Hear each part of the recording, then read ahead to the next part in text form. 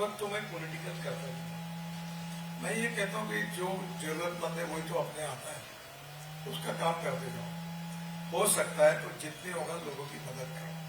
तो यही भाव है जिसके कारण जैसे मैं लोगों को अपना समझता हूँ, वैसे धीरे धीरे लोग भी मुझे अपना समझते हैं। यही उसकी। हाँ, मैं आज फ्लाइट में जब था तो मेरे साथ एक नौजवान लड़का बैठा था। उसके पिताजी शायद आपके साथ काम करते हैं या आपसे जुड़े हुए गुप्ता जी हैं। वो मुझे मिला और कहते आप कहाँ जा रहे हैं? मैंने कहा ऐसे ऐसे फंक्शन है। कमाल के आदमी है। तो when a young person speaks about you like this, तो ये आप मेरी ये जो सवाल हैं शायद लोगों के मन में भी होंगे, इसीलिए वही सवाल निकलेंगे मेरे मन में कि देखिए अब आपको पता है कि आप कैसे बन गए हैं। You've done a lot of work. When you were a student, when you were a young person, who was your idol? कि यार मैं ऐसा इंसान बनना चाहता हूँ। कोई ना कोई तो, जैसे मेरे दादाजी मेरे आइडल थे। आपको क्या बताऊं, नाटक पीछे से और सिनेमा सामने से देखने वाले क्लास से। 1 रुपए 5 पैसे में थर्ड क्लास का टिकट मिलता था जी। और 85 पैसे में पहले मिलता था, पर टिकट बढ़ गया तो 1 रुपए 5 पैसे। वाह। तो वो राजविलास टॉकीज, श्याम टॉकीज में है। मुझे याद है यहाँ से जो पब्लिक बैठी इतना डिस्टेंस, वो शशि कपूर का पिक्चर था जानवर और इंसान शायद। तो पहले दिन टिकट निकालने के लिए गए थे, तो हमको तो 25 फुट तो हमारा पैर ही जमीन पे लगा, शायद फाट गया और अंदर गए थर्ड क्लास का। तो पूरी फुटपाथ की जिंदगी, और मैं स्टूडेंट लीडर था, तो डीजल नहीं, गाड़ी नहीं, कुछ नहीं, व्यवस्था नहीं, क्या करना। हरी रेड्डी करके हमारा दोस्त था, हरी करके, तो हमें लगता था सबसे बड़ा आदमी को जिसके पास पुरानी एम्बेसडर है और दूसरे पास स्कूटर है। तो हरी रेड्डी ने मुझे कहा कि मैं चुनाव लड़ रहा था यूनिवर्सिटी छात्र समय, बोले नितिन मैं तुमको मेरी स्कूटर दूं। तो स्कूटर मिल गई। अब इतने लोगों में जाना कैसा? ये जो अजय बैठे हैं, संचित जी के पिताजी शक्ति कुमार जी और एक मुरली साहब, अभी है पिताजी नहीं है, ये 2-3-4 लोग हमको 2000-5000 देते थे। इनका चाचा चेनू संचित वो भी मेरे साथ। तो मैंने कहा एक काम करो, गाड़ी तो नहीं है, 4 लोग स्कूटर पर बैठेंगे, जो चौथा आदमी स्टेपनी पे बैठेगा और नंबर प्लेट पे हाथ रखेगा, और पूरा हम लोग पूरा टूर करके जाते थे। और वो स्कूटर बिगड़ती थी, एक गांधी करके विजय सुपर स्कूटर के डीलर थे, वो हमको धंतुले वाला कार ले, वो देखते थे धक्का मार रहे हैं। एक दिन हाथ जोड़कर बोले देखो ये स्कूटर मेरा ब्रांड है, अब मेरे दुकान के सामने धक्का मार के चलो। आप ऐसा करो मैं फ्री ऑफ चार्ज सुधार दूंगा स्कूटर को, बढ़िया। ये कहानी उन दिनों की थी। फुटपाथ पे चाय पीते थे और एक अलग जिंदगी थी। बाबू अग्रवाल करके वेराइटी चौक में लॉटरी का दुकान था, और बड़े लोकप्रिय थे, जैसे हमारे सोशलिस्ट विचारों के। तो उसके दुकान में जाते थे, तो वहां बाजू में चाय का ठेला रहता, चार आने का हाफ चाय पीता। तो हम दिन भर हाफ चाय पीते पीते 10-12 बार चाय पीते थे, और दिन भर काम चलता था। वो कहाँ गए वो दिन, ये बात आती है। वो दिन प्रतिकूल थे, थोड़ा प्रतिष्ठा मान सम्मान नहीं था, रिकॉग्निशन रिस्पेक्ट नहीं था, पर आज से भी वो दिन बहुत अच्छे थे, वो कभी भूल नहीं सकते। आप बातें अपने बारे में कर रहे थे और मुझे लग रहा था आप मेरी कहानी सुना रहे हैं। ये सीरियसली, मतलब आई थिंक अगर आप हम्बल बिगनिंग्स, मेरे फादर क्लर्क थे फॉरेस्ट डिपार्टमेंट में जी। हम 14 लोगों का परिवार था, और हम इतने, इससे भी आधा जो स्टेज था, इतने कमरे में रहते थे। और मेरे फादर की तनख्वाह 90 रुपए थी और 14 लोगों से उसमें गुजारा होता था। तो हम बड़े खुश थे, खुश रहते थे।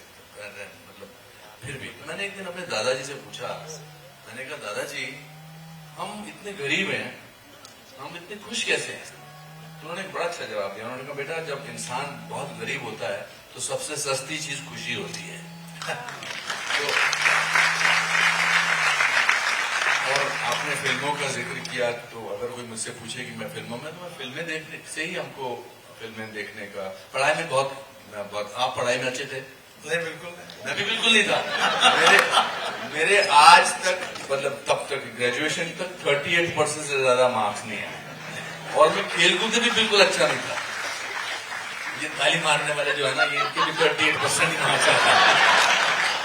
मैं खेलकूद से भी बिल्कुल अच्छा नहीं था। एक दिन मुझे मेरा पीटी टीचर दौड़ता हुआ देखा, बोला रुक जा, तू अकेला दौड़ेगा तब भी सेकंड आएगा। आप क्या कह रहे थे?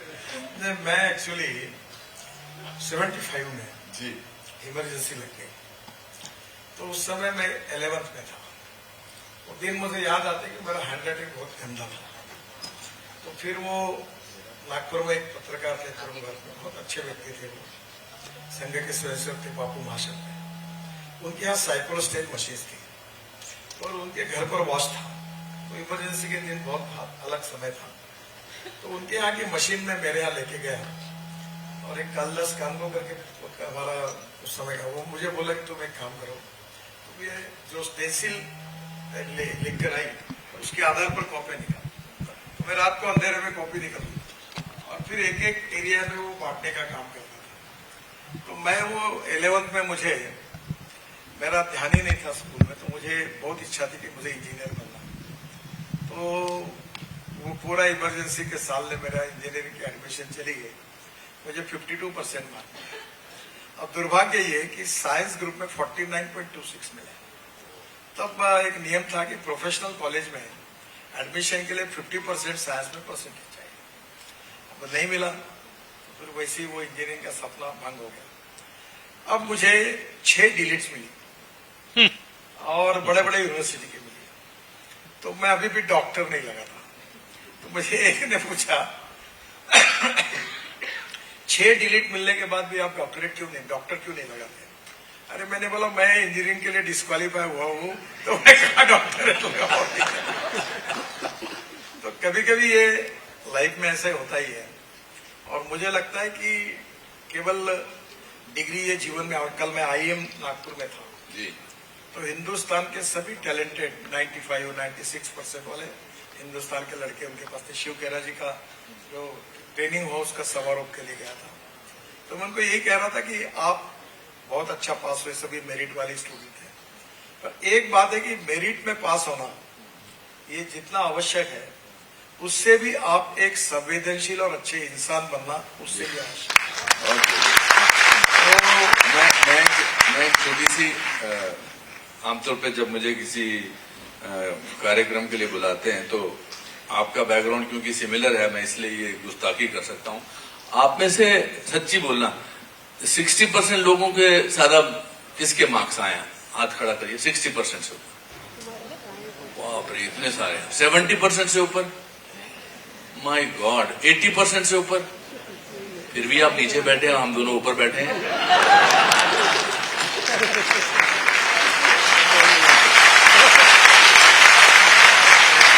और इसके ऊपर एक मजाक बताता हूं। जी बताइए। मैं एक बार एक व्यक्ति से इंटरव्यू दे रहा था, तो मैंने कहा जो मेरिट में पास होता है वो IAS ऑफिसर होता है, जो फर्स्ट क्लास में पास होता है वो चीफ इंजीनियर होता है, और जो 3 बार फेल होता है वो मिनिस्टर बनता है।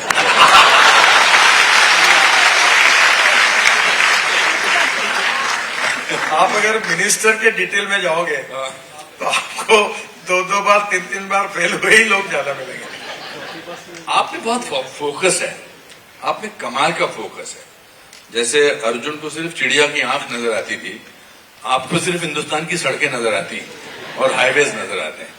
ये फोकस, आपने अपना जीवन के बारे में बताया, पढ़ाई में नहीं थे, आपके जो बड़े अच्छे किस्सा सुनाया आपने स्कूटर का, तो there is a certain sense of humour that you have and I always notice that. But when did you discover कि फोकस लाइफ में बहुत इंपॉर्टेंट है? अब तो मतलब दुनिया जानती है आपके फोकस, बिकॉज आप फोकस के साथ साथ उसका परिणाम भी देते हैं। मगर आपको कब लगा कि मेरे को अभी जिंदगी को अपने डगर पे लाना जरूरी है? आप शिमला के हैं जी, और आपका मैंने ये जो इंटरव्यू सुना है जी, जिस संघर्ष से आप बड़े हुए हैं, जी, तो आपके प्रदेश की ही कहानी बताता हूँ। जी, मैं मनाली गया था, काफी बार जाता हूँ। तो चंडीगढ़ से हेलीकॉप्टर से मनाली जाता था। तो मैं वो चंडीगढ़ से उड़ने के बाद बहुत जल्दी मनाली पहुंच जाता। और जब कार से जाते तो लोग 8 घंटे 9 घंटे बताते थे, वो पहाड़ चढ़ते थे। तो मैं एक बार मनाली उतरा तो धूमल साहब चीफ मिनिस्टर थे।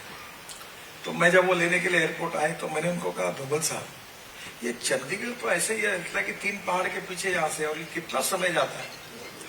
तो उन्होंने कहा आप कुछ तो भी करिए, अगर टनल बन जाएगी 2-3-4 बीच में तो ये बहुत आसान होगा। तब मुझे ध्यान में, मैं तुरंत आया और काम में लगा। अब दिल्ली से चंडीगढ़ तो हमने बना रहा, अभी 9 फ्लाईओवर का मैंने उद्घाटन किया और वो 2.5 घंटे में हो जाएगा। तो मैंने चंडीगढ़ से जो 9 घंटे का रोड था किरतपुर और वो सब, वहां टनल बनाई अभी, और अभी मैं 2 महीने के बाद जा रहा हूँ। वो 9 घंटे का टाइम 3 घंटे का हो, आप मनाली डायरेक्ट हो सकते हैं। तो कभी कभी ये अनुभव भी सिखाता है कि लोगों की आवश्यकता क्या है। ये आप फिर भी मैं आपने कहा कि स्टूडेंट जैसे, मैं फोकस इसलिए पूछ रहा हूं आपसे बार बार कि कब आपको लगा कि अब मुझे जो है जीवन को एक सड़क पे लाना है। ये तो आपने अभी की बातें बताई, अभी सब कुछ किया, but as a youthful person, as a young person, as a आपके जो मैंने थोड़ा बहुत पढ़ा, आपके पिताजी बहुत जल्द आपकी कम आयु में चल बसे थे। तो आपका बड़ा कौन था जो आपको बोलता था ये करना ये नहीं करना? देखिए सच बताता जी, मैं कोई सोचता ही नहीं। अच्छा। मैं तो चला जिधर चले रास्ता, कहाँ है मेरी मंजिल, कहाँ मुझे पता कहाँ मेरी मंजिल वाली कहाँ। It's such a refreshing thing to see a person sitting next to you who enjoys cinema. वरना मैं बहुत सारे लोग मिलते हैं, मैं हिंदी फिल्में मुझे अच्छी नहीं लगती है, या हमें हिंदी फिल्में बोलने से एक मेरा लाइफ में जी, मैं कोई बहुत बड़ा थिंकर हूँ या कोई विचार करने वाला, ऐसा इतना तो नहीं। पर मैं आरएसएस और विद्यार्थी परिषद में जब काम करता था जी, तो एक बात मन में ठान गई कि भाई देश के लिए, समाज के लिए कुछ करें। And politics is the instrument of socio economical. तो हम लोग जो समाज में सोशली, इकोनॉमिकली, एजुकेशनली बैकवर्ड है, तो जिनके पास मकान नहीं है, रोटी नहीं है, कपड़ा नहीं है, क्या उनके जीवन को बदलने के लिए हम कुछ कर सकते हैं क्या? अपना खुद का जीवन ठीक करके, ये नहीं कि अपना जीवन बर्बाद करके उनके लिए करें। तो एक इंस्पिरेशन और मोटिवेशन मिला, और फिर ये तय मैंने किया कि पहले तो जीवन में शुरुआत के समय में आर्थिक दृष्टि से इतनी तकलीफें काम करते समय सहन की कि नागपुर में साइकिल रिक्शा होता था। यहाँ कमल रेड्डी वो लक्ष्मी भवन में रहते थे, उनकी तो प्रमोद बोरावल करके इमरजेंसी में उसके साल भर लाउड स्पीकर के पैसे ही नहीं दिए हमने, क्योंकि पैसे ही नहीं थे। तो हम साइकिल रिक्शा में जा रहे थे, वो पीछे से आ रहे थे साइकिल, हो गडकरी हो गडकरी, हम ऐसे ही देखते थे ताकि वो क्या जवाब दे उसको। तो हम वो पूरी प्रतिकूल परिस्थिति में आए, तब हमको पता चला कि पैसा जीवन का साधन है, साध्य जरूर नहीं है पर साधन है। और विवेकानंद जी की बात जो अक्सर याद आती है कि no philosophy can be taught to empty stomach.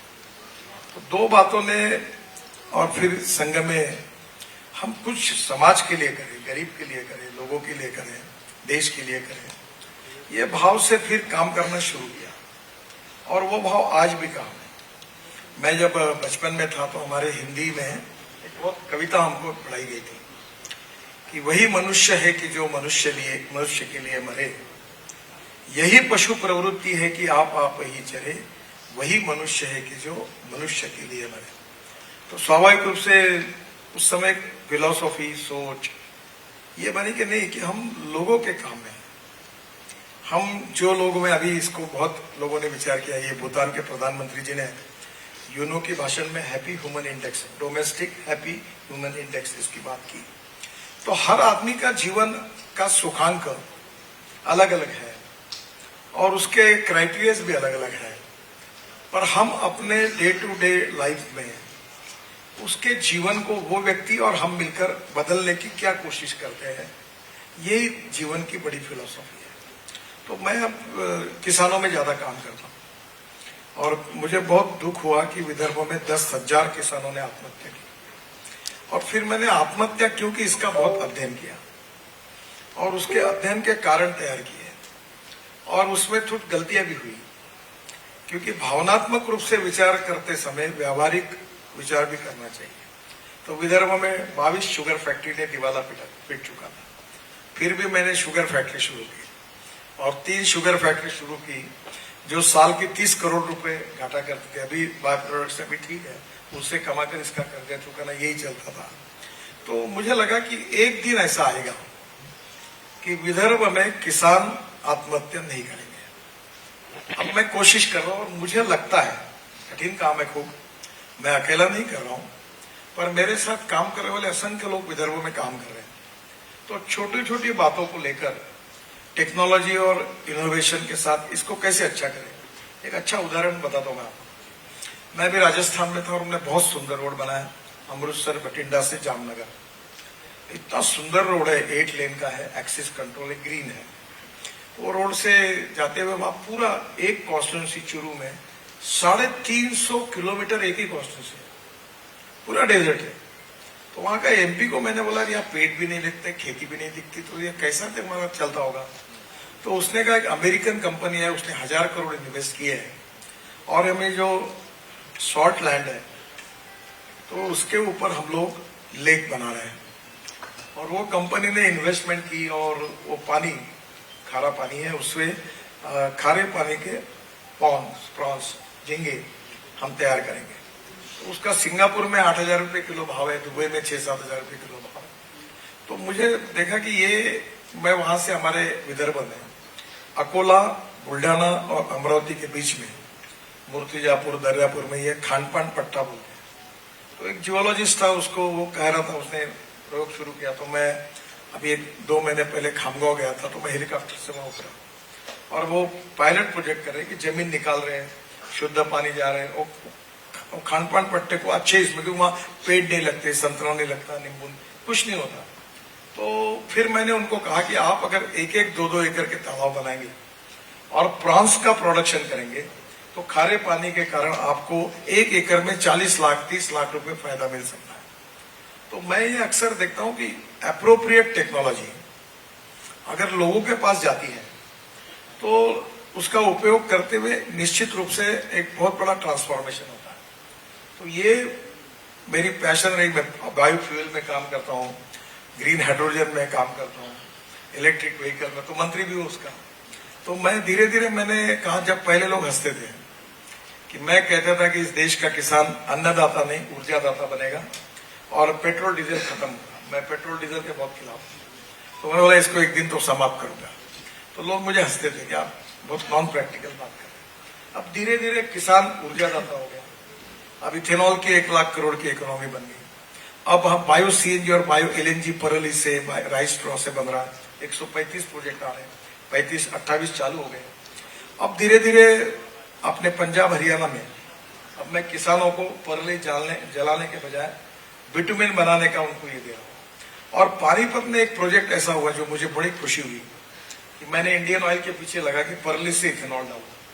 तो बाम्बू से एक आसाम में डाला, तो वहां उन्होंने डाला, भाई चेयरमैन है इंडियन ऑयल के, बोले सर कैसे होगा, उन्होंने नहीं डालो तो होगा। और वो वहां से 1 लाख लीटर इथेनॉल बना रहे हैं और 150 टन बायो बिटुमिन बना रहे हैं।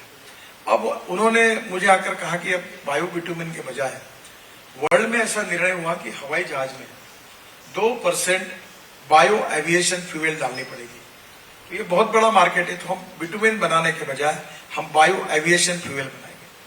फिर इसके पहले हमने तय किया कि हवाई जहाज बायो फ्यूल पे लाना। हवाई जहाज ही मिलता नहीं था, तो स्पाइस जेट के अजय सिंह को बुलाया और उसको बोला कि देहरादून से तेरा हवाई जहाज बायो फ्यूल डाल के लाना है। बोला तुम मेरे को क्यों चुना लगा? बोला क्यों? मेरा हवाई जहाज खराब होगा तो कौन जिम्मेदार होगा? मैंने बोला तू जिम्मेदार होगा। बोला अभी तक तेरे साले 10 काम किए, कोई पैसे लिए गए तेरे से? तेरा हवाई जहाज जाएगा, भंगार में तो जाएगा, एक जाएगा, ये करो। बोले करता हूं। हमने लाया, वो सक्सेसफुल हो गया। अब टाटा का भी हवाई जहाज, ये अपनी कंपनी का, ये भी अब एविएशन फ्यूल पे है। तो मैं जब कहता था कि किसान अब ऊर्जादाता बनेगा तो हाइड्रोजन बनेगा, ये फ्यूल बनेगा, तो लोग मुझे हंसते थे। ये अनिल सोले बैठे यहाँ, ये मेयर थे। तो मैंने एक दिन उनको बोला कि अपन नागपुर का टॉयलेट का पानी बेचेंगे, तो महाराष्ट्र सरकार को। तो ये वैसे मेरे अच्छे मित्र भी थे, संकोच के बिना बोल नहीं पाए, पर वो उसी भाषा को बड़ी अच्छी भाषा में, अरे आप क्या क्या बताते हो, ये कभी संभव है क्या, ये ड्रेनेज का पानी कोई लेगा क्या। मैंने बोला ठहरो तो होगा। और आपका आश्चर्य होगा कि नागपुर ये देश की ऐसा शहर है कि यहाँ का टॉयलेट का पानी अच्छा करके हम महाराष्ट्र सरकार की बिजली कंपनी को देते हैं और हमारी महानगर पालिका को 300 करोड़ रुपए साल के मिलते हैं। और अभी उस पानी से हाइड्रोजन तैयार करना और जो वेस्ट है उसको सेग्रीगेट करके उससे हाइड्रोजन बनाने का कैसा है, इसके पीछे मैं लगा हूं कि नागपुर में हाइड्रोजन तैयार हो और नागपुर की ट्रक और बसेस उसके ऊपर चले। बहुत अच्छा हुआ आप इंजीनियर नहीं बने। सीरियसली ये सब चीजें आपके मन में आती कब है? मतलब आपने बातों बातों में आमतौर पे अटेंशन स्पैन एक्टर्स का या सुनने वालों का थोड़ा सा कम होता है या ज्यादा मुझे लगता है कि अगला सवाल पूछ लूं। बट ये when do you decide all this, what is it, your constant mind is constantly working. आप पहले तो ये बताइए कि आप कितने घंटे सोते हैं? मैं साधारणतः 12-12:30 बजे सोता हूँ, 7:30 बजे उठता हूँ। और ठीक अच्छी नींद आती है? बहुत अच्छी नींद है। मैं आपको बहुत पहली बात दूं, जो आदमी अपने करियर के बारे में सोचता है और जो आदमी अपने भविष्य के बारे में सोचता है उसको नींद नहीं आती। मैं बोलता हूँ मेरे औकात से ज्यादा भगवान ने मुझे बहुत ज्यादा दिया और जनता को भी कहता हूँ, नम्रता पूर्वक कहता हूँ, देखो भाई तुमको अच्छा लगे तो वोट देना, नहीं तो मत देना। मैं हूँ ऐसा हूँ। तो मैं पॉलिटिक्स में चिंता नहीं करता, मीडिया की सोचता है, ना नेता की सोचता, ना किसी की। जो सही है वो करना है, जो नहीं वो नहीं करना है। तो मुझे लगता है ये जो सोचने वाले लोग जो होते हैं ना, इनका केवल आंखों का नंबर बढ़ता है। सोचना बंद करो और ठोकना शुरू करो। मैंने निर्णय करना शुरू करो। मैं अभी सरकारी अफसरों को कहता हूँ, एक बड़े सेक्रेटरी को मैंने कहा था, आपका तो बहुत अच्छा है। बोले क्या है सर? बोला पत्नी से भी ज्यादा प्रेम आपका भाई के ऊपर है। बोले क्यों? बोला 3-3 महीने दबा के बैठते हो, ये जल्दी क्यों नहीं निर्णय करते? तो मैं अक्सर लोगों को I like people who can get the thing done. Even I like people who can take wrong decisions, but I dislike honest people who don't want to take decisions. और मैं जब मुंबई में पहली बार आपका वर्ली बांद्रा 55 फ्लाईओवर मुंबई पुणे हाईवे, तब मुझे financial model समझ में आया। अब ये मेरे पास एक गॉड गिफ्ट नहीं कहे पर ऐसी समझते हुए आ गई। आप मुझे नॉन वायबल प्रोजेक्ट बोलो। अभी जैसे ये सभागृह है, तो ये पीडब्ल्यू मिनिस्टर बावनकुळे थे, सामने एमएलए बसते हैं। तो मैंने उनको कहा कि ये पूरा कन्वेंशन सेंटर में और वहां 7 स्टार होटल बना सकते हैं हम लोग बिन पैसे से। तो बोले कैसे? तो मैंने बोला यहाँ अंडरग्राउंड पार्किंग करके यहाँ बड़ी बिल्डिंग बनाएंगे, नीचे से रोड के नीचे से रोड बनाएंगे और वहां 600 रूम का एमएलए हॉस्टल का 5 स्टार होटल बनाएंगे और उसके साथ 1,500 स्क्वायर फुट के कम से कम 100 ऐसे फ्लैट्स बनाएंगे जहां होटल रेस्टोरेंट सब फैसिलिटी होगी। और वो जो साल भर उसको किराए से देंगे और 1 महीना वो फुकट क्लास वाले जो हम लोग हैं उनके लिए रहेगा। और ये जो ऑडिटोरियम है इसकी कैपेसिटी 2,000-2,500 करेंगे और यहाँ नीचे में पार्किंग और यहाँ कन्वेंशन उसका इनकम मिलेगा। इससे पब्लिक प्राइवेट इन्वेस्टमेंट हो जाएगा। अभी हमने एक नागपुर में इससे बड़ा 2,500 कैपेसिटी का हॉल बना, तो मैंने कमिश्नर को कहा कि ये हॉल 10,000 रुपये में देना। वो बोले संभव नहीं है। बोला क्यों संभव नहीं है? बोले इसका एक समय का इलेक्ट्रिसिटी का और एसी का एयर कंडीशनिंग का खर्चा 80,000 रुपए है। मैंने बोला मुझे नहीं मालूम, वो तो गरीब लोगों के कार्यक्रम होंगे तो हॉल बना के फायदा है। तो मैंने बोला मैं आपको मार्ग बता रहा हूं। हमने तुरंत ऊपर में सोलर लगाया पूरा। अब 80 कार्यक्रम ऐसे होते हैं जो सोलर पर चलते हैं, तो उसका बिजली का बिल 0 है, तो हम सस्ते में दे सकते हैं। तो हर चीज में अगर आप में इच्छा शक्ति स्ट्रांग है, पॉजिटिविटी है और आपको लगता है कि इसका सोल्यूशन निकल सकता है, तो ये जो कमिटमेंट और पॉजिटिविटी और fast track decision making process, लोगों से समझना, अंडरस्टैंडिंग, टीम वर्क, और ये होगा तो आप कोई भी समस्याओं को सुलझा सकते हैं। और वो समस्या सुलझाना कोई कठिन। अभी मैं बॉम्बे स्टॉक एक्सचेंज में हमने एक इनविट बॉन्ड निकाला, वो मेरी आइडिया थी और मैंने कहा कि अब बड़े लोगों को नहीं, अब छोटे लोगों के पैसे से रोड बनाना है। तो मेरे अधिकारी तो 3 महीने समझ ही नहीं पा रहे कैसे होगा, कौन देगा। मैंने कहा मैं मंत्री हूं, मैं बोल रहा ऐसे ही करना। अब किया बॉन्ड इनविट बॉन्ड लॉन्च किया, तो वो जो बॉम्बे स्टॉक एक्सचेंज में जाता हूँ तो पहले वो एक्सचेंज वाले मेरा फोटो निकालते, वो जो फूल है उसके सिंग पकड़ के आप पकड़ो बोला फोटो निकालो।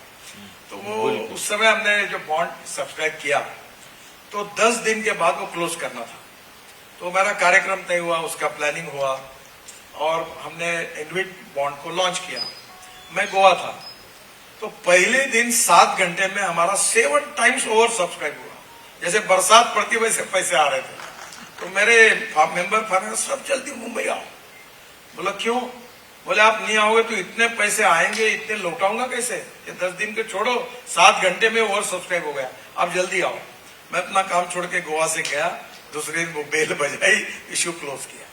तो मैं कहता हूं पैसे की कमी नहीं है, पैसा देने वाले हैं। Economic proven technology, economic viability, availability of raw material and marketability of the finish product. अब हमारे रोड इकोनॉमिकली वायबल है, IRR अच्छा है और टोल इनकम अच्छा है, तो लोगों को विश्वास है। हम 8.05% मैंने कहा ईयरली इंटरेस्ट देंगे। फिर मैंने कहा कि जो रिटायर्ड है, पेंशनर्स है, उनको महीने में पैसा चाहिए तो ब्याज हर महीने में उनके अकाउंट में देंगे 8.05%। AAA रेटिंग NHAI का है। अब ये लोग बैंक में जाएंगे तो 5, 5.5 के ज्यादा ब्याज नहीं मिलेगा। तो मैंने कहा कि अब इन लोगों को फायदा मिलना चाहिए। तो नेचुरली लोगों का इतना रिस्पॉन्स मिला, ना पैसे की कमी है, अगर कमी है तो ईमानदारी से भ्रष्टाचार न करते हुए काम करने वाले लोगों की कमी है। मुझे ऐसा लगता है कि जो इंसान या जो शख्स इतना परफेक्शनिस्ट हो, इतना काम निकलवाने वाला हो, if you are surrounded by people who are not so efficient, suppose, मतलब I am sure you make sure that they are efficient, आप इम्पेशेंट होते हैं या एंग्री होते हैं या कुछ भी नहीं होते हैं? एग्री तो नहीं होता। आपको कभी गुस्सा नहीं आता? बहुत गुस्सा आता, और मैं गुस्सा आने के बाद क्या क्या कहता हूँ ये आपको नहीं बता सकता। हिंदुस्तान के नामांकित लोगों ने मेरी जितनी गालियां खाई होंगी वो किसी ने नहीं। वाह, उनके लिए तो आशीर्वाद होगा, उनकी जिंदगी बन गई होगी। एक बात जरूर है सर, हाँ कि मैं एक फिलॉसफी पे विश्वास रखता हूँ जी। एक conversion of knowledge into wealth, innovation, entrepreneurship, science, technology, research, skilled and successful practices. We name it as knowledge and conversion of knowledge into wealth in the future. दूसरी मेरी बहुत important philosophy, no material is waste and no person is waste. It is depending upon the appropriate technology and the vision of the leadership that you can convert waste into wealth. मेरे साथ ऐसे बहुत से लोग हैं सरकार में, मैं बोलता हूँ अरे तुम तो वर्मीकल्चर करने के भी लायक नहीं, तो कभी कभी ऐसा मौका आता है। पर एक बात आपको बता, ये पोल्यूशन का मामला बहुत गंभीर है। तो एक बार ये टाटा, महिंद्रा, ये सब के मालिक और लोग, मैं बहुत बार कर रहा था यूरो 4 से यूरो 6 पर कूदना चाहता था, क्योंकि प्रधानमंत्री जी 2070 के पहले कार्बन न्यूट्रल देश बनाने की बात कर रहे हैं, और मैं पोल्यूशन के प्रति मैं भी बड़ा आग्रही था। 2 बार 3 बार 4 बार मीटिंगें हुई और वो मानती नहीं थी। फिर एक दिन मैंने तय किया कि ये होगा ही नहीं। तब मैंने उनको सबको बुलाया और उनको कहा देखो मैं अब ये निर्णय करने वाला हूं, यूरो 4 से BS4 से BS6, और ये नॉर्म्स करने वाला हूं। आएंगे तो तुम्हारे साथ, नहीं आएंगे तो तुम्हारे बिना, और नहीं आए तो तुमको घसीटते हुए लेके जाऊंगा और ये काम होगा। और वो निर्णय हमने किया। आज मुझे, अभी महिंद्रा के MD थे ओवन गोयनका, रिटायर्ड हो गए, मैं भी ARI के कार्यक्रम में गया था, मुझे याद कर रहे थे, बोले देखो आपने कहा, हमने बहुत विरोध किया पर बहुत सक्सेस स्टोरी बन गई, और आज वो पेट्रोल फ्यूल भी यूरो 6 स्टैंडर्ड का मिल गया, पोल्यूशन भी काफी कम हुआ उसके कारण, और हम सक्सेस हुए, वर्ल्ड के बराबर पहुंच गए। तो कभी कभी कुछ बातों को बुलडोज भी करना पड़ता है, तो वो कभी कभी करना चाहिए। और दूसरी बात, कोई खराब काम करता है तो मेरे को बहुत गुस्सा आता है, फिर मैं उसकी ऐसी तैसी कराता हूँ, क्योंकि मैं ये समझता हूँ कि ये जो एसेट मैं बना रहा हूँ ये देश के है, इसकी मालिक जनता है, और वो अगर खराब काम करते तो मैं जनता के साथ बेईमानी कर रहा हूँ। तो मैं बिल्कुल, अभी दिल्ली मुंबई हाईवे पर मैंने मुंबई पुणे में भी टेस्ट किया था, 180 किलोमीटर पर मैं थर्मास में चाय लेके गया था, और 180 किलोमीटर पर थर्मस में चाय डाल के मैंने वो सब कॉन्ट्रैक्टर में एक मेरे साथ बैठा था, हमारा चीफ इंजीनियर बैठे थे, मेंबर थे, और मैंने जब वो और आरो जो था वो गाड़ी चला बोला बढ़ाओ स्पीड, और जब स्पीड बढ़ाया और मैंने चाय पिया कहीं हला नहीं, तब मैंने उसके पीठ पर हाथ रखा और मैंने कहा नहीं अब ये इसके लेवल ठीक है। आप मुंबई में रहते हो, आप कभी जेजे हॉस्पिटल से वीटी का फ्लाईओवर पे जाए, वो हांगकांग से एक श्रीनिवासन करके कंसल्टेंट मैंने लाए थे, उन्होंने बनाया, उस हाईवे पे आपको ऐसे एक्सपेंशन जॉइंट्स है कि आपके पेट का पानी नहीं है। आज भी 20 साल के बाद तो आज भी कभी ना कभी क्वालिटी अच्छी बनती है। अभी नागपुर में हम पूरे कंक्रीट रोड बना रहे हैं और मुझे विश्वास है कि 5-7 साल के बाद नागपुर में गड्ढे ही दिखेंगे नहीं। पर एक बात जरूर है, बहुत कारपोरेटर नाराज होंगे, अधिकारी नाराज होंगे, क्योंकि हर साल रोड बनाना, हर साल डामर लगाना, ये सबके लिए बड़ा आनंद का विषय होता है। तो नितिन जी, जब आपके जैसा कर्मठ, ईमानदार, मेहनती नेता एक भ्रष्ट नेता को मिलता है, तो क्या आपके मन में क्या रिएक्शन होता है? देखिए मैं आपको एक बात बताता हूँ, ऐसा तो है नहीं कि सब लोग आप नहीं सब जानते हैं कि दो चीजें सबको कहता हूँ जो मेरे अनुभव से कहता हूँ। पहली चीज, मैंने जो गलती, मैं बड़ा इनडिसिप्लिन था, जो इरेगुलरिटी के चरण सीमा पर था, मेरिट क्लास में था, रात को खाया तो खाया, नहीं तो समोसे खा लिया, आलू गुंडे खा लिए, इधर दौड़ा, स्कूटर पे। कब की बात है? ये मेरे 40 साल तो ऐसी गई लाइफ की पूरे। अच्छा। तो कोविड में मैं बदल गया। तो मैं सबसे पहले बोलता हूँ कि first priority to your health, पहले व्यायाम करो, अच्छा फूड खाओ, प्रोटीन्स का अच्छा, और फिर उसके बाद अपनी हेल्थ अच्छी मेंटेन करके फिर काम करो। दूसरा, मेरे पास बहुत लोग आते हैं कि मैं ऑर्गेनाइजेशन का काम करता हूँ, मैं देश के लिए अपना जीवन देना चाहता हूँ। बोले तुम क्या करते हो? बोले किराना का दुकान था। क्या चल रहा है? बोले डूब गया। घर में कौन है? कोई नहीं, पत्नी है, बच्चे है, क्या मिलता है? किराया मिलता है 600 रुपये। बोले तू एक काम कर, पहले अपना घर ईमानदारी से अच्छा चला, फिर भाजपा में आ, तेरी कोई जरूरत नहीं। जब तक तू अपने जीवन में ईमानदारी के मार्ग से सेटल नहीं होता तब तक काम मत कर। और मैं लोगों को कहता हूँ कि पहला अपना घर संभालिए, ईमानदारी से काम करिए, फिर सेवा करने के लिए आगे आइए। और ईमानदारी के मार्ग, अभी मैं आर्थिक दृष्टि से हूँ, मैं चैरिटी करता हूँ, कुछ भी कर सकता हूँ, क्योंकि मुझे फर्क नहीं पड़ता कि मैंने लोगों ने, तो मैं, मेरा टिकट निकालने वाला ठेकेदार, मेरे को गाड़ी देने वाला ठेकेदार, तो पूछते रहो लोग क्या चाहिए सर, इसे पूछने वालों की कमी नहीं है। जिस दिन ये शुरू हो जाएगा उस दिन मैं उनको डांट नहीं पाऊंगा, मैं उनको कठोरता से बोल नहीं पाऊंगा। इसलिए पैसा कमाना गुनाह नहीं है, सनदशीर और ईमानदारी के मार्ग से टेक्नोलॉजी का उपयोग करके करिए, अपने साथ पार्टनर तो पार्टनर को ढूंढिए, और अपने घर परिवार चलाकर फिर देश और समाज की सेवा करने के लिए फिर अपना जीवन दीजिए, तो अच्छा है। जो लोग एकदम सन्यासी है, जो अविवाहित है, प्रचारक बन गए, उनकी बात अलग है, पर हम उधर के नहीं और इधर के नहीं, बीच के हैं। तो हम लोग ऐसे ही है कि अपना घर परिवार संभाल कर फिर देश के लिए और समाज के लिए काम करें, यही अच्छा होगा। हाँ, मेरे सवाल का जवाब फिर भी रह गया। हाँ। मैंने कहा था कि अगर आप किसी भ्रष्ट नेता को मिलते हैं, जो नेता है, और आप उसको चेंज करना चाहते हैं, देखिए आपने कर्मचारियों को तो चेंज कर दिया बिकॉज वो आपके अंडर काम करते हैं, अंडर सेक्रेटरी हैं या सेक्रेटरी हैं डिपार्टमेंट के, but if you want to change a corrupt person, corrupt politician, will you make an effort, and if you make an effort, how will you do that? देखिए, मैं दो चीजें जोड़ता हूँ, जो अंडरवर्ल्ड और क्रिमिनल और करप्ट, ये प्रवृत्ति है, परिस्थिति व्यक्ति को मजबूर करती है। मैं दो इंसिडेंट बताता हूँ। मैं पार्टी का ऑल इंडिया का प्रेसिडेंट था और नागपुर म्यूनिसिपल कॉर्पोरेशन का टिकट था। तब एक बहुत ही नामांकित गुंडा नागपुर का, वो एक समय जब हम विरोधी पार्टी में थे, मेरे कहने पर पार्टी में आया था। वो नंबर 1 का गुंडा था, मेरिट स्कॉलर था, उससे तरह का। तो बाद में मैंने उसको समझाया और मैंने कम से कम 50-60 ऐसे गुंडों का जीवन बदला, जो बहुत ही लोभर, उचक्के, मैंने मर्डर वगैरह की लिस्ट में भी थे। मेरे दादाजी कहते थे, गुंडा ही दूसरे गुंडे की परिस्थिति बदल सकता है। मैं गुंडा नहीं हूं, पर वो इसलिए मैंने नहीं कहा, मैंने दादाजी का नाम लिया। तो मैंने सबको धंधे लगा दिए, किसी को टैक्सी दिलाई, ये धंधे में अभी भी करता हूँ कि अच्छे मार्ग पे चलो। तो जब उसको टिकट देना था तो उसके भाई को, तो देवेंद्र जी अध्यक्ष थे, तो मेरे जैसे इतना डेयर डेविल नहीं थे। मीडिया लगाती थी रोज, मराठी चैनल में चलता था क्या होगा, इसको टिकट मिलेगा कि नहीं मिलेगा। तो वो IBN लोकमत पर निखिल वागे वो स्पेशल कार्यक्रम करता था।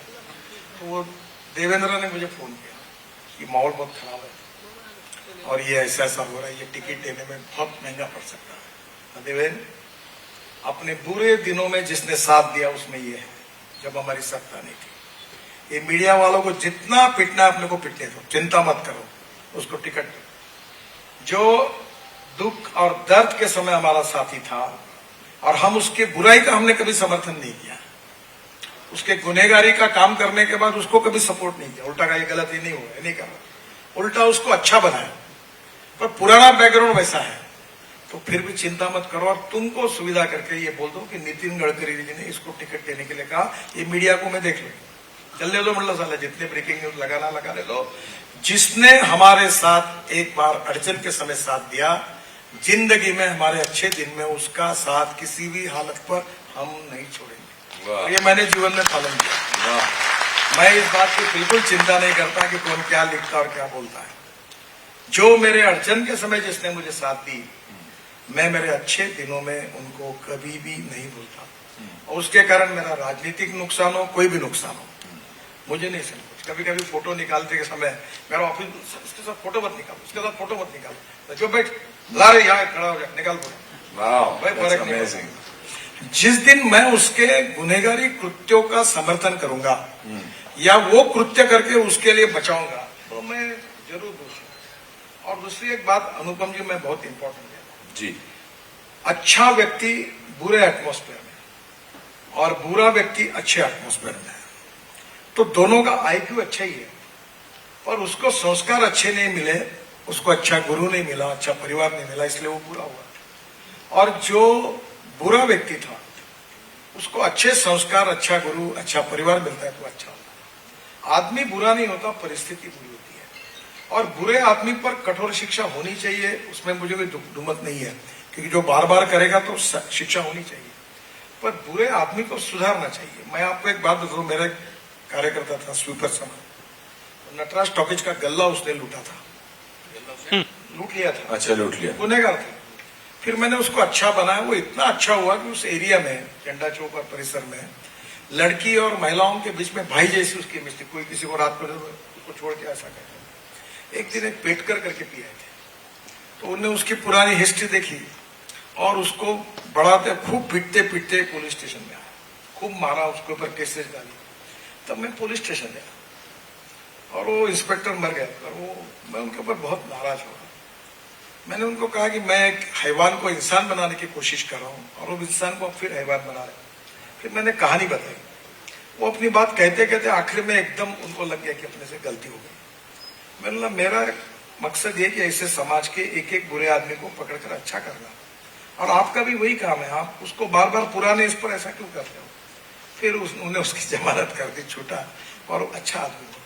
तो बुरे आदमी को बुरा करके ठप्पा मार के उसको और जेल में डालना, ये ठीक है कानून का। अभी फिल्म इंडस्ट्री की बात बताता हूँ, संजय दत्त मेरा बहुत नजदीकी उसके से संबंध है, और 3-4 महीने में स्पेशल फ्लाइट से वो नागपुर आता है, और आता है तो मुझे घर में आता है, बैठता है, बोलता है, तो मैं भी उसके साथ काफी पारिवारिक संबंध है।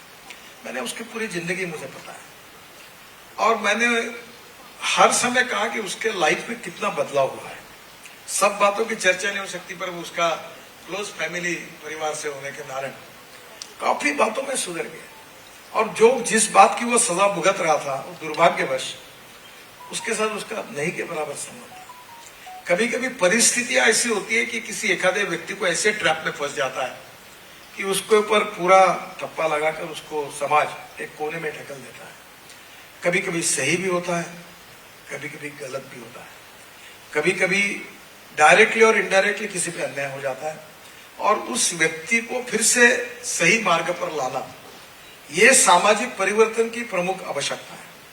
और इसलिए मैं ये मानता हूं कि हम जिस व्यक्ति को स्वीकार करते हैं उसके गुणों दोषों के साथ स्वीकार करते हैं और व्यक्तिगत बातचीत करके उसके दोषों को कम करना और जो गुण अच्छे उसको पब्लिक में उसके बारे में कहना कि इससे ये अच्छे गुण है। तो इस पद्धति से व्यक्ति निर्माण का और व्यक्ति को बदलने का काम हम कर सकते हैं और इसमें बहुत बड़ा काम हो सकता है। ये मैंने संघ में देखा, विद्यार्थी परिषद में देखा। आपने नानाजी देशमुख का नाम सुना होगा। वो विदर्भ के गांव से आए और संघ कार्यालय में आए, वो सफाई का काम करने के लिए आए, नौकरी लगी उनको, और वहां से वो प्रचारक निकले और आगे देश में कितने बड़े नेता हो गए। उनमें क्षमता थी, गुणवत्ता थी, कर्तृत्व था, पर परिस्थिति अनुकूल नहीं थी। और जब उनको परिस्थिति अनुकूल हुई, अच्छा मार्गदर्शन मिला, अच्छा संस्कार मिला, अच्छे लोग मिले, तो कहां से कहां चले गए। इसलिए ओरिजिनल व्यक्ति बुरा नहीं होता, परिस्थिति उसके ऊपर छाती है, छाया उसके ऊपर प्रभाव डालती है। और इसलिए जिनके ऊपर गलती से कहीं न कहीं प्रभाव गलत हुआ होगा उनको बचाना चाहिए। मैं अभी कल परसों मैं सासवड़ में था, पूना के पास, तो महाराष्ट्र में जिनके ऊपर एक पिक्चर निकला, अपने महिला, अपने वर्धा की क्या नाम है, सिंधुताई सबका, तो मैं वो कार्यक्रम करके सिंधु उनके आश्रम में 90 लड़कियां थी। ऐसी ही समाज की बहुत ही किसी ने छोड़ दी अवैध रूप से वैसी लड़कियां। अब उसमें से फिर वो लड़कियों के साथ मैं 1 घंटा बैठा था। कोई नर्स बन रही थी, कोई इंजीनियर बनी, कोई ऑफिसर बना, और सिंधुताई सपकाळ ने अपने जीवन में उन सब लोगों के जीवन को बदल दिया, उनको अच्छी शिक्षा दी, अच्छे संस्कार दिए, और एक समय जो गुनहगार प्रवृत्ति की तरफ जा रहे थे वो अच्छे बन गए। तो मुझे लगता है कि हमारे समाज में अच्छे और बुरे लोगों को हमको स्वीकारना चाहिए, और जो अच्छे हैं उनको और अच्छा बनाना चाहिए, और जो बुरे हैं उनको अच्छा बनाने के लिए हमने कोशिश करनी चाहिए। व्यक्ति बदल सकता है, और ऐसे व्यक्ति जब बदलेंगे तब समाज बदलेगा, तब देश बदलेगा। ये करना चाहिए सर। आपने शुरू में बताया कि शशि कपूर की फिल्म पर भी संजू का नाम लिया आपने। आपका फेवरेट एक्टर, हीरो कौन होता था जब आप फिल्म देखते हो? मैं तो वो दारा सिंह के बाद फाइटिंग के पिक्चर बहुत पसंद करता था। थर्ड क्लास में बैठकर तो दारा सिंह और मुमताज के पिक्चर आते थे। तो हीरोइन आपकी फेवरेट मुमताज थी? नहीं। तो पर मैं अमिताभ बच्चन जी के साथ मेरी बात हुई। अच्छा। तो उन्होंने एक बार मुझे बड़ा मुंबई पुणे हाईवे पर धन्यवाद दिए। तो मैंने कहा मैं आपको बहुत पसंद करता हूँ, मैं अमिताभ बच्चन मेरा फेवरेट हीरो। आनंद मैंने 7 बार देखा था। मैंने भी बहुत बार देखी। मुझे बहुत अच्छा लगा। बहुत अच्छा। जंजीर, हाँ। फिर दीवार, मुझे डायलॉग भी पार्ट थी, उस समय हम लोग बड़ा उनके भक्त थे। कौन सा डायलॉग है? मैं तो फिल्मी हूँ, मैं तो आपको बोलूंगा एक्शन, आप एक डायलॉग बोल के बताओ। अभी तो भूल गया हूँ। नहीं, आपको एक डायलॉग तो बहुत याद है आपको। माँ का जो, हाँ, एक मिनट रुकिए, मेरे को एक्शन बोलने दीजिए। कैन यू इमेजिन, मैं हमेशा बोलता हूँ जिंदगी में कुछ भी हो सकता है। आज मंच पर अनुपम खेर नितिन गडकरी जी से एक्टिंग करवाने वाले हैं। वैसे राजनेता अभिनेता होते ही है।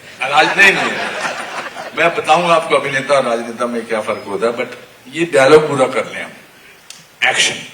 एक वो तो मैं दीवार का डायलॉग बहुत फेमस है, पर एक मुझे याद था शत्रुघ्न सिन्हा के पिक्चर में। अच्छा। जेली को आग कहते हैं, बुझी को राख कहते हैं, हाँ। जिस राख से बारूद बनती है उसे विश्वनाथ कहते हैं। वाह। हम लोगों का जो धुलाई होती थी, मारपीट होती थी, उसी में इंटरेस्ट था। मैं भी बहुत सारी पिक्चरें जब तो एक अमिताभ बच्चन की बात छूट गई जी। तो फिर मैंने उनको ये कहा कि मैं बहुत पसंद करता था दीवार, जंजीर, फाना सब लोग, और मैंने कहा ये आपको कभी भूल नहीं सकते। बोले नितिन जी, मेरी फिल्म चलती तो लोग साल भर याद रखते हैं, और गाने अच्छे होंगे तो 2 साल याद रखते हैं, पर हम मुंबई वाले रोज जाते बाहर, तब 55 फ्लाईओवर, वर्ली बांद्रा, और कभी मुंबई पुणे हाईवे से आपको 100 साल याद रखते हैं। ये आप ये फिल्म की बात छोड़ो, हम आपको याद रखते हैं 100 साल। बहुत बिल्कुल सही बोला और बिल्कुल सच मैं बोला। भूल गया वो सब काम, क्योंकि मैं अब तो दिल्ली में भी चला गया, पर मुंबई के लोग आज भी उसको याद करते हैं जब मुझे मिलते हैं। हाँ, बहुत अच्छा। और करते रहेंगे। और हालांकि आप गाना गाते हैं? गाना गाते हैं? नहीं। अब मैं आपको नहीं इसलिए जवाब दूंगा क्योंकि तो हाँ बोला तो फिर आप मुझे बोलते जाना। मुझे डर मीडिया का है, अच्छा कोई भी चीज रिकॉर्ड आप रिलैक्स कैसे करते हो, चलिए बताइए आप, how do you relax as a person? आप हमें वैसे रिलैक्स रहते हैं, बट हाउ डू यू, आप किताब पढ़ते हैं, आप सिनेमा देखते हैं, आप न्यूज देखते हैं, आप प्राणायाम करते हैं, आप क्या क्या रिलैक्स करते हैं? देखिए, एक तो आपने बहुत वेट लूज किया। आप जब मुझे पिछली बार मिले थे तो मैंने कहा आपको, नितिन जी आप बहुत अच्छे लग रहे हो, आप तंदुरुस्त, अब आप वेट लूज भी किया और तंदुरुस्त भी लग रहे हैं, बीच में बहुत वेट लूज किया था, तो आप रिलैक्स कैसे करते हैं? एक तो मैं कार में या विमान में जब बैठता हूँ तो मैं सो जाता हूँ। मुझे एक कमाल किया, मैं I am a nervous flyer. आप बता रहे थे अभी कि मैं हेलीकॉप्टर, मुझे सुबह की फ्लाइट लेनी है, मुझे अभी से टेंशन शुरू हो जाता है, आई डोंट नो व्हाई। इसका कुछ आप मुझे बता सकते हैं मैं कैसे नर्वस फ्लायर ना रहूं? नहीं, ये मेरे साथ एक प्रॉब्लम, और मैं कैप्टन से भी बात कर चुका उमा हूं। भारती और वसुंधरा जी हाँ, दोनों की बड़ी प्रॉब्लम है। हवाई जहाज ऐसा सा होता तो ऐसी हाँ, मेरा भी सेम हाल है। तो मुझे लिफ्ट बंद होने के बाद बड़ा डर लगता। मैं बोलता घर में लिफ्ट को वो लोहे की जाली वाली लो, हाँ। टिकना चाहिए, हाँ, बंद होती तो बड़ा स्वस्थ होता था। अब वो निकल गया। अच्छा, थोड़ा सा आप मन को ही समझा कर एक बार हिम्मत लगाइए तो धीरे धीरे इससे निकल जाता मैंने बहुत कोशिश की। आज भी जो फ्लाइट से मैं आ रहा था, कल भी शाम को मैंने अपने दोस्त को कहा, मैंने कहा कैंसिल कर दें, बारिश पड़ रही है बहुत ज्यादा, but then I wanted to speak to you. मेरा ये डर नहीं निकलता है, ये डर मुझे पता नहीं क्यों हमेशा। आपको एक बात बताता हूँ, जी, ये इतनी धुंधी थी हमें, तो मैं पहले एक हेलीकॉप्टर सस्ते में मिला, तो वो हेलीकॉप्टर ऐसा डीजल की इंजन जैसा था, ऐसा ऐसा होता था, नीचे आता था। तो एक बार मैंने कहा खिड़की से आम भी तोड़ सकता हूँ। तो मैंने वो आकर एक बार सुषमा जी को बोला कि ये आपको छोड़ेगा। देखा, बोले मैं नहीं जाती हूँ। बोले क्या कर रही हो नितिन, कोई चिंता ही नहीं तुम। अब मेरा एक्सीडेंट हुआ, अब तब से मैं सुधर गया। मैं स्पेशल फ्लाइट में जाते समय, हेलीकॉप्टर के समय, अब कार में, हाँ, मेरा एक्सीडेंट में एक पैर 4 जगह टूटा है।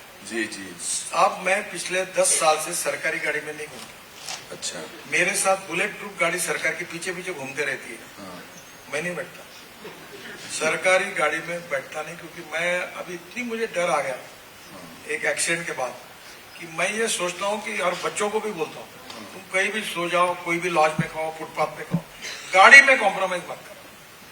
अगर एक्सीडेंट होगा तो जान बचनी चाहिए। तो मैं उस अनुभव के कारण अब मेरे मन में गाड़ी का डर बैठा हुआ है कि भाई एक्सीडेंट होगा तो आदमी बचना चाहिए। फिर अभी मैंने 7 एयर बैग्स मैंडेटरी की, स्टार रेटिंग आ रहा था। तो ये बोल रहे थे इकोनॉमिक मॉडल में कॉस्ट बढ़ेगी, तो मैंने उनको सबको बुलाया, इकोनॉमिक मॉडल में गरीब आदमी है तो मरे और धनवान आदमी बचे, ये कौन सी सोच है? Nothing doing. सब इकोनॉमिक मॉडल को भी उतनी एयर बैग लगेगी ताकि गरीब की जान नहीं जानी चाहिए। ये निर्णय मैंने किया। तो ये आजकल रोड इंजीनियरिंग, ऑटोमोबाइल इंजीनियरिंग में बहुत आगे। कल ये बड़ा एक्सीडेंट हुआ है। मैं शेयर करना चाहता हूँ कि मेरा डर कैसे हुआ था। मेरी शादी हुई थी किरण जी के साथ और मेरी शूटिंग मालदीव्स में होने वाली थी। तो मेरा पहला विजिट लाइफ का फॉरेन कंट्री में मालदीव्स का था। तो किरण जी और मैंने कहा मेरी शूटिंग चल रही है, चलिए हनीमून के लिए वहीं चलता हूँ मैं आपको। तो हम त्रिवेंद्रम से एयर इंडिया का जहाज जाता था और एक कोई प्राइवेट जहाज जाता था। तो एयर इंडिया का जहाज गया नहीं, बिकॉज मेरा वो पुलिस इमिग्रेशन क्लियरेंस नहीं था।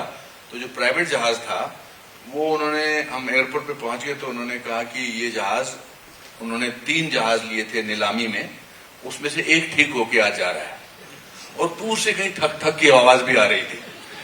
तो जिस महिला ने हमको चेक इन किया वही महिला एयर होस्टेस थी। और पहली बार जो कॉकपिट और जो पैसेंजर्स की सीट थी, कोई सीटिंग अरेंजमेंट नहीं था, ऐसे बैठे थे लोग। और 8-10 लोग जो बैठे थे उनको देख के लगता था इनको जिंदगी से कोई मोह नहीं है। और पर्दे वाला वो महिला कहती है, now we will show you the use of oxygen mask.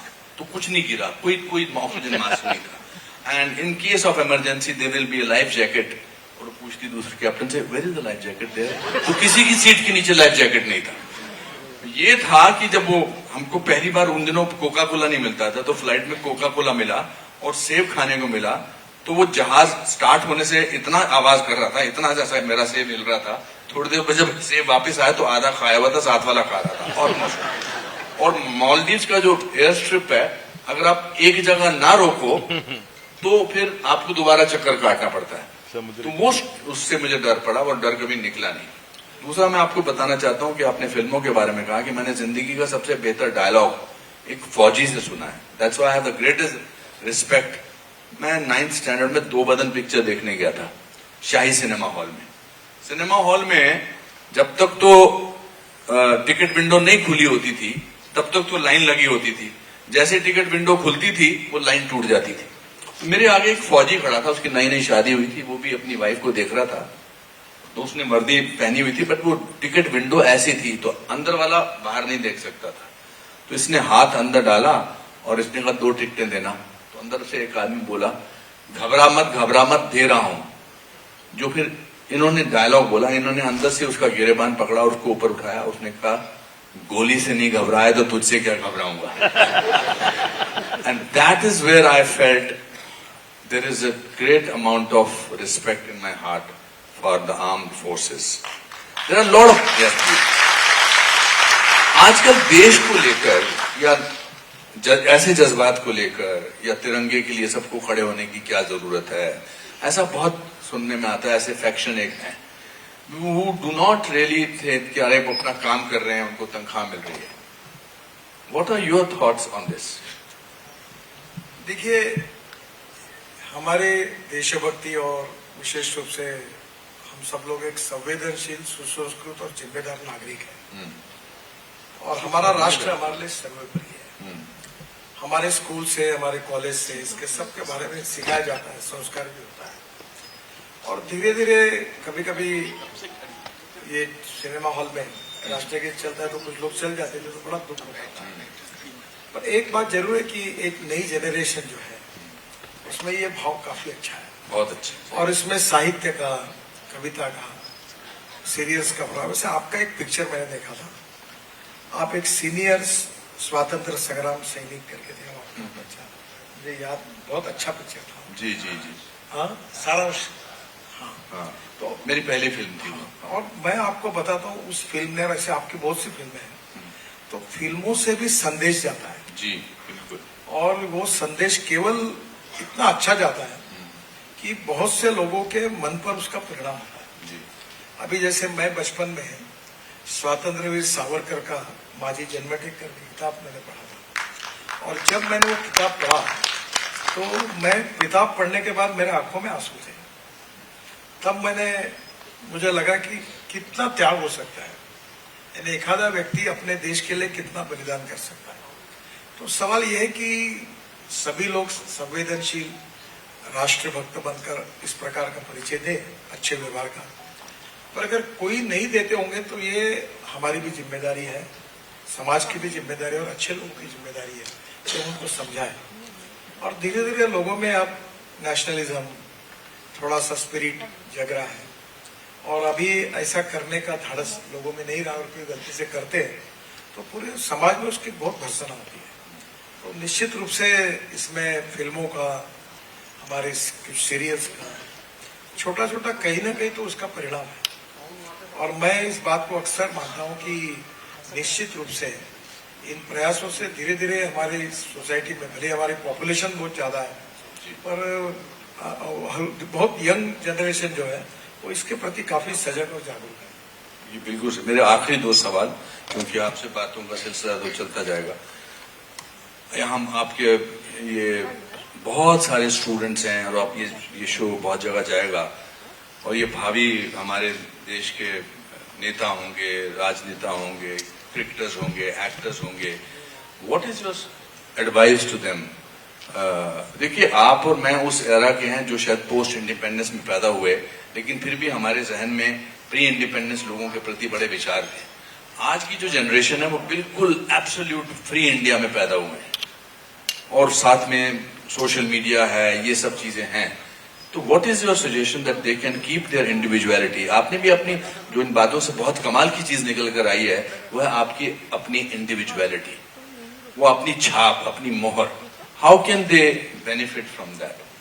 देखिए, ये तो बहुत कॉम्पिटेंट है, इनको ट्रेनिंग अच्छा है, शिक्षा अच्छी है, लेक्चर अच्छे हैं। देखिए, नॉलेज तो इम्पोर्टेंट है, डिग्री मिलाना बहुत आवश्यक है, और वो भी मेरिट में, तो करियर उससे बनता है, ये तो सवाल ही नहीं उठता, ये आवश्यक है।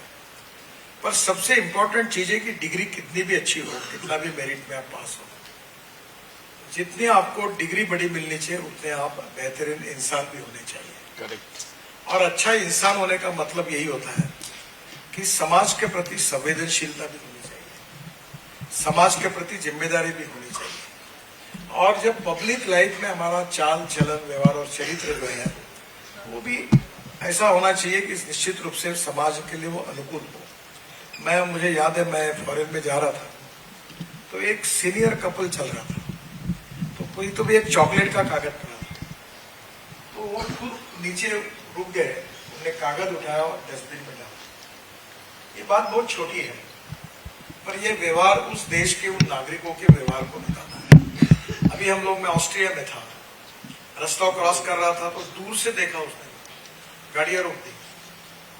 यानी कभी कभी जैसे मैं ट्रांसपोर्ट मंत्री हूं, मुझे बड़ा दुख है, मैं सब अच्छा काम कर सका पर मैं इसमें नहीं कर सका काम। 5 लाख एक्सीडेंट होते, 1.5 लाख मौतें होती है और 18 से 34 एज के 60% लड़के लड़कियां मर जाती हैं। तो इसका कारण ये है कि कानून के प्रति सम्मान भी नहीं और डर भी नहीं। पढ़े लिखे भी लड़के ऐसे गाड़ियां मोटरसाइकिल ऐसी चलाते हैं पास। मैं वर्ली से में कभी कभी मुंबई जाता हूँ, रात को ऐसी 200 के स्पीड से इतनी जोरदार चलाते हैं, इतना ऐसा लगता है एक्सीडेंट होगा तो क्या होगा। तो कहीं ना कहीं कानून के प्रति सम्मान और डर ये नहीं है। तो ऐसा एक अच्छे सुसंस्कृत नागरिक बनना, हमारे जीवन में अपना करियर, अपने लिए पैसा कमाना, रिसोर्सेस कमाना गुनाह नहीं है, पर इसके साथ साथ समाज का हम एक जिम्मेदार नागरिक बने और उस जिम्मेदार नागरिक का परिचय दें, उससे भी बहुत इंपॉर्टेंट चीज है। मुझे लगता है डिग्री से भी ज्यादा आप कितने अच्छे सुसंस्कृत और संवेदनशील नागरिक हैं, ये उससे भी ज्यादा मुझे एक अनुभव हुआ था कि मैं बहुत बार लोगों को दूर से मैं जिसको बहुत बड़ा समझ रहा था, नजदीक जाने के बाद पता चला कि वो बहुत छोटे, और दूर से मैं जिनको छोटा समझ रहा था उनके नजदीक जाके मुझे पता चला वो बहुत बड़े हैं। तो अच्छाई पर, गुणवत्ता पर, क्वालिटी पर किसी का पेटेंट नहीं है। तो हमारे आजू बाजू में भी ऐसे अच्छे लोग हैं कि जिनकी अच्छाई को हम ऑब्जर्व करते हैं, तो वो अच्छाई को स्वीकार करें और अपने व्यक्तित्व को उसमें बदलने की कोशिश करें। तो क्वालिटेटिवली हम समाज के लिए और देश के लिए बहुत कंट्रीब्यूट कर सकते हैं। और मैं आखिरी में 2 बातें बताता हूँ। एक रतन टाटा की, मेरे अच्छे मित्र हैं। मेरा पैर टूट गया था तो मैं मलबार हिल पर रहता हूँ, तो मुझे क्या करते थे? मेरा पैर टूट गया था एक्सीडेंट में, जी जी, चल नहीं पाता हूँ। मैं मलबार हिल में मेरा घर था, जी जी, तो मुझे मिलने के लिए आए थे। तो मैंने रास्ता भूल गया, मैं वो रॉकी हिल में आखिर में रहता था, वो रास्ता थोड़ा कठिन मिला। तो फोन आया उनका, लेकिन मुझे घर नहीं मिल रहा आपका। बोला आप ऐसा करो, तुम्हारे ड्राइवर को फोन दो, मैं समझा। बोले ड्राइवर नहीं है, मैं गाड़ी चला रहा हूँ। मैंने बोला आपके पास ड्राइवर नहीं है? नहीं बोले, मैं फिर उनको समझा, वो आए। फिर मैं उनको हेलीकॉप्टर में बैठकर, वो खुद हेलीकॉप्टर चला रहे थे, लोग एक फ्लावर के उद्घाटन के लिए। फिर एक दिन मैं उनको औरंगाबाद में डॉक्टर हेडगेवार हॉस्पिटल के उद्घाटन के लिए गया।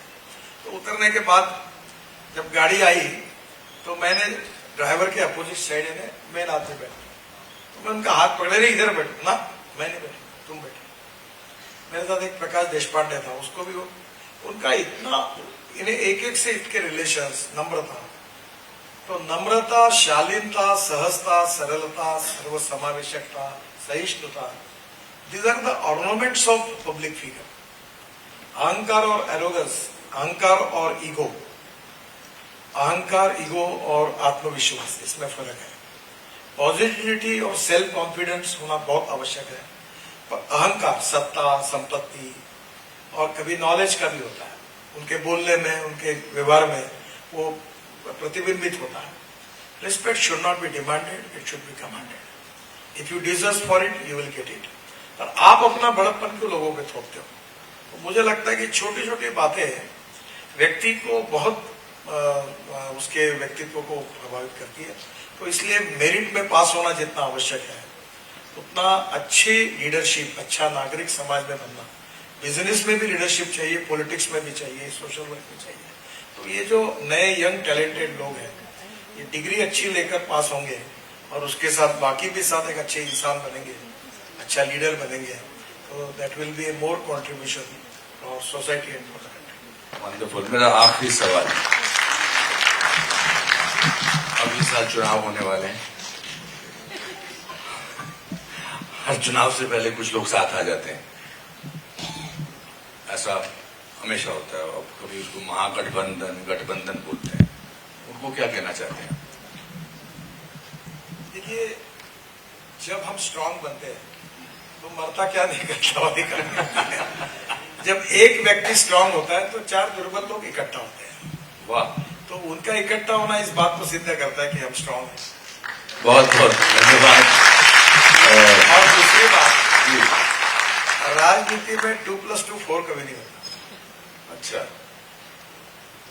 आजकल तो इतना हो गया कि पति एक को वोट देती है, पत्नी दूसरे को वोट देती है। आजकल लोगों में पता नहीं चलता क्या है। सही बात। हम जो कुछ काम कर रहे हैं मोदी जी के नेतृत्व में, देश बदल रहा है, और पिछले 60-70 साल में जितना काम नहीं हुआ उतना काम ये 10 साल में लोग देख रहे हैं।